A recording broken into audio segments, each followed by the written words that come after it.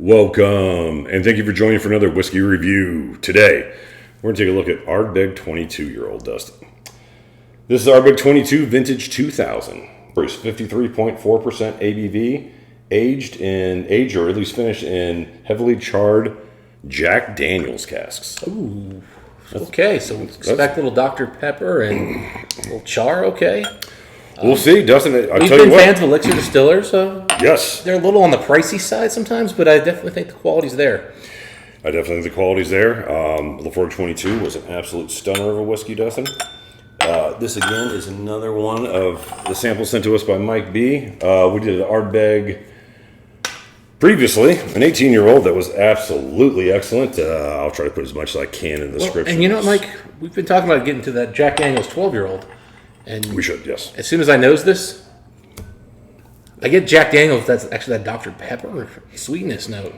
I get a little, okay, well, it could be, yeah, a Dr. Pepper peanut, but there is some type of a peanut note to what is also what I've been quickly finding is ex-bourbon matured old Ardbeg new distillate. This is interesting. Initially very sweet, a little more citrusy than I was expecting at 22 years old, but though the 22-year-old that they officially released was pretty citrusy. It was. I'm getting some citrus in it. There's not heavy citrus, though. There's definitely like an oak funk kind of thing there at the end. The char notes kind of could possibly be causing some of that. Not as dirty as that 18-year-old from 2018 release that we recently did. It's not nearly as dirty as that. Clean distillate, a little bit of a dirty oak note, though. White chimney smoke meets a Dr. Pepper peanut. I don't know if I'm getting the peanut note, but I am getting I'm getting a dirty oak kind of thing. Maybe that's where you get the peanut. And it is salty, though. I will say that. And that Ardbeg note kind of goes with it. Like there's a twinge of metallic. This is actually really, the salinity on here is really high. It is. I was just getting ready to say, this is actually a lot of, I don't know if I would have said that if you hadn't brought the peanut note out, but yeah. It's sweet and salty. So what this is basically is Ardbeg ex-bourbon cask maturation. Yeah. Heavily charred. Yeah, so I guess they recharred the bourbon cask. It probably got wet in shipping. Had dried out. Could be, yeah. There is kind of a nice, smoked, puffed marshmallow kind of thing there in the middle. Yeah, it's not your traditional marshmallow. It's like well, the graham cracker isn't. What are those candies they do like that? Like kind of like marshmallows, but they're different colors. Do I look like I eat candy? Yes, you do. I do. Marshmallow candies, you say? Yeah. They weren't the best of candies, but there was it has some notes of that. Now, after a minute, sort of that metallic note's a little bit building. I will say it's cooling on the nose. Which is an Ardbeg characteristic of the peat. So I haven't really said peat. It is there, but it's not overwhelmingly substantial. Yeah, it's not a heavy peat for sure. It's it's a heavy peat, yes, it's heavily peated, but as Ardbegs and Islas go, this is definitely on the lighter side. And I can't tell if it's oak smoke or wood smoke. I think it's a lot of wood smoke. I think that's the dominant smoke note in this experience, which isn't easy to do with Ardbeg. Bit of lime on the end, again, reminiscent of the classic 10 or the 19 year. The lemon lime is artificial, though. It's almost like my days have a little fake lime in there, juice, for mixing drinks. Yeah, reminiscent of the 10. Well, that was more of an actual fruit note at a bar, as opposed to an artificial juice. The lime note was reminiscent of fruit. The lemon note. The lime I get on there has always been a little artificial to me. Not heavy in citrus, though. Citrus is medium, low. Very different Ardbeg compared to what we just had. More classic Ardbeg, really. Sure. If you told me 22-year-old Ardbeg and didn't tell me anything else and said, wasn't wine cask finished, I would have gone, I bet you it's going to be a little citrusy, the smoke's going to have faded slightly, and we're going to get a nice balanced nose, and this is exactly what I've got. Yeah, this is a little simple, similar to the 10. Mm-hmm. And it has some very similar components to the 10. Vanilla is a little bit higher. The citrus notes are the same or a little bit more. Now, what it doesn't really have, though, is the same level of the smoke. It doesn't have that vanilla peat backbone. No, this has a rich, beautiful oak compared to this classic 10. Well, but it's not peat. It's not peat. It's oak smoke. I mean, the age is very apparent here. This does not smell young. Just a few components to this whiskey, just like the 10.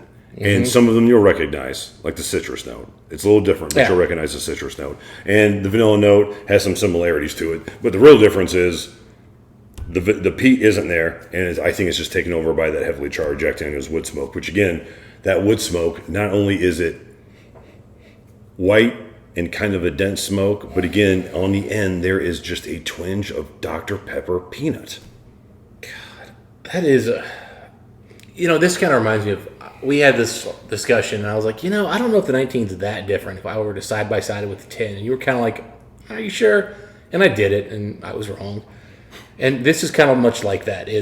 I feel like at first, it's not that different than the 19, other than the 19 has some wine casks, but I guarantee you, side by side, this would blow the 19 out of the water because it's just richer, more viscous.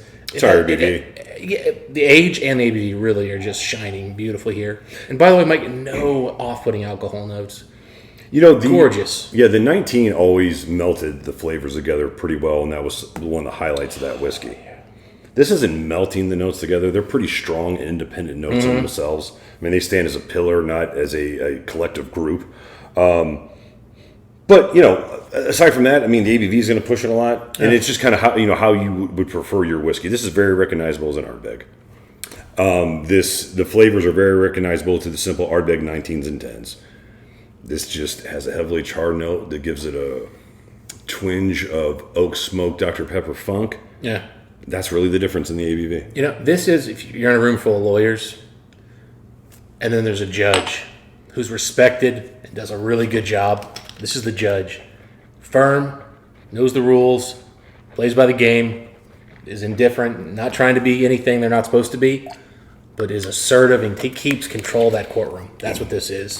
When was the last time you were in a room full of those type of guys? All right. Initially you got sweet, uncitrus fruits. And then as soon as you swallow, you get peat, you get stinging citrus, lovely smoke note, like a vanilla peat loaf. It's strong, it's firm. I expect to be a little bit more aggressive, but that's just fine that it wasn't. My grandfather just passed away, 98 years old. He was a judge. There were quite a few lawyers in that room. Oh, so that's the room you were in. So I was in a room with like that. You were the piss boy. You're the one that came there and cleaned up the chips and brought the guy snacks. Dustin, but overall, sorry, that's your grandpa. Overall, man, strong, thick, citrus, Ardbeg, peated, Isla experience. Dense. Loaf. Lemon loaf. I was just kind of talking about how clean, simple, or straightforward the initial sweetness was on this one, and how reminiscent it was of classic, 10 and 19. It's reminding me more of that 18-year on the smoke note here. It's got a big smoke, not as dirty, but it is a big punchy smoke note. Up front, I don't get as much lemon lime as I was expecting to get. It's actually, again, more centered, more sweet. There is a really nice char coming through here that has got to be the wood, though. I agree. It's got to be the wood. Yeah. It's got my attention too much on this experience.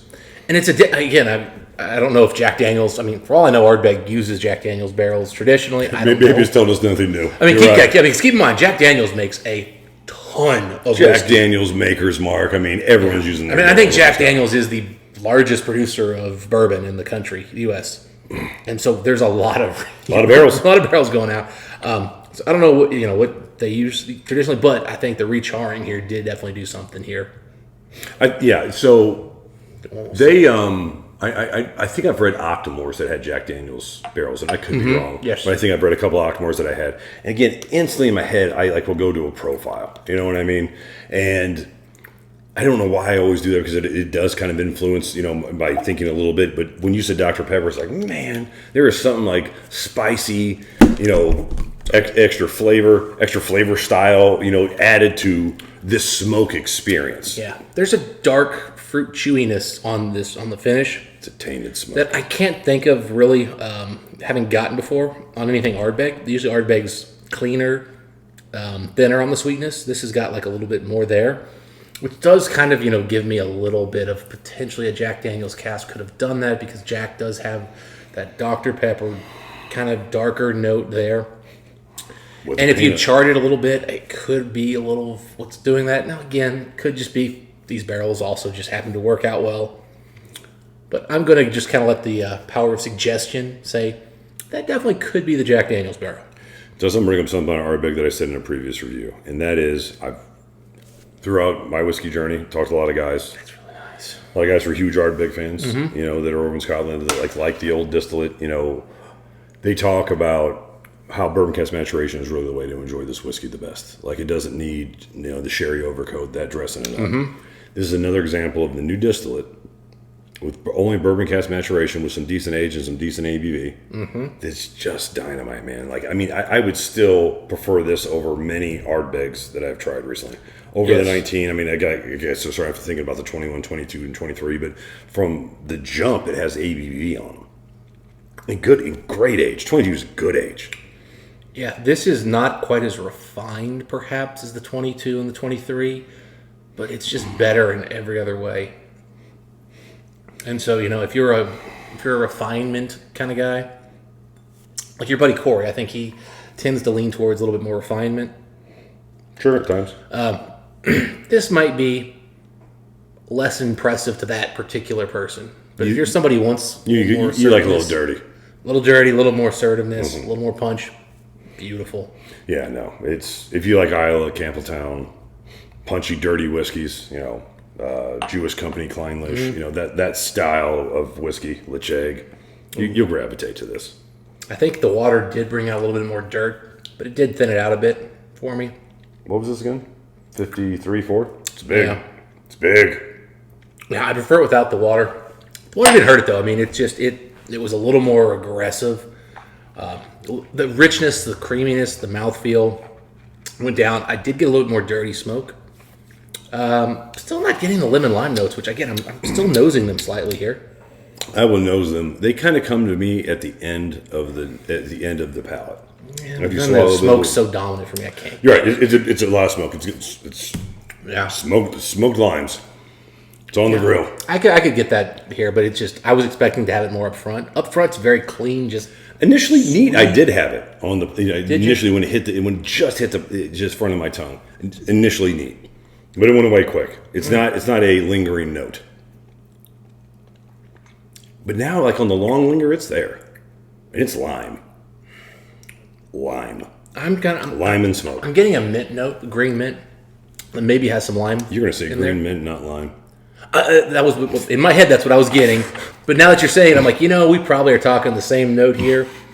But that was what came to my mind. We are. Someone's right and someone's wrong. But we are talking about the same note. No one's right or wrong about their notes. It's how their palate tastes. Yes. There is no lime in this whiskey. There are some wrong answers. There's just whiskey. There are some wrong answers. I didn't say it tasted like chocolate and raisins. That would be a wrong statement. All right, Dustin, whiskey score time. You want to go first or you want me to go first? I'm indifferent. I'll go ahead and just drop out a 90 here. Excellent whiskey. This is honestly, when I think of Ardbeg, 22-year-old independent bottling, this is exactly what I want. This is, like, if you were kind of writing out like what I was hoping for, this is dead on that. Mm-hmm. This didn't give me the wow factor that 18 did because that was not what I was expecting. Nope. But this is what Ardbeg should be. I guess I would like a little more lemon lime, maybe. Yeah, Dustin, I was between two scores, 89 and 90. I guess before we went and said a 90, I was probably a 90, but I'm just going to say an 89 just to play devil's advocate to some degree. This is another example of just bourbon cask maturation and a good spirit like Ardbeg is, even with a new distillate. Get out of the way. Yeah. Put some age in that thing and get out of the way. Stop doing funky, weird, finished, and stupid things. You don't need to get... Look, distillate work. I don't know if aging a bottle for 18 years and delivering it 52 plus or cask strength is more cost effective than getting super, high-end cask, doing it for 7 years, turning and burning. I don't know what's better. I know as far as a whiskey fan, I like this whiskey better. This is just bourbon cask maturation, just like the 18-year-old was that we did here recently. It's new distillate. It's dirty. It's funky. And I love it. I mean, I'll ask you this, Mike. When's the last time you bought an Ardbeg? Been years. Yeah. Same here. And it's because they're not putting out the whiskeys that people cask. like us want. Yeah. And so I'm starting to see their committee releases, their special releases sitting on shelves longer and longer and longer. they're losing their. They were the premier Isla whiskey They're just 5 years ago, 6 years ago. I mean, we keep saying that though. But again, We we keep kept saying saying it, but I was seeing all the bottles selling, so you can't complain if it's selling. It's not selling as fast. How long have I been saying that about Ardbeg? 5 years? Oh, longer than that. It's from a. I mean, dude, there was a time where I said I wouldn't buy new distillate Ardbeg anymore.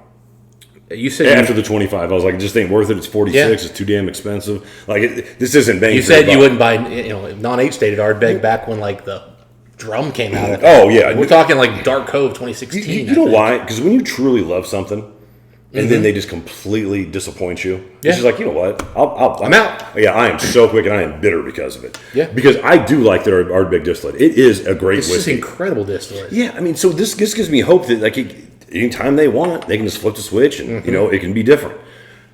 I like young Ardbeg. I really love this style of old Stop Ardbeg. selling us marketing and just sell us whiskey. Yeah, good lord. I can't. I was in advertising for many years, and I get it. I mean, people got to make a living.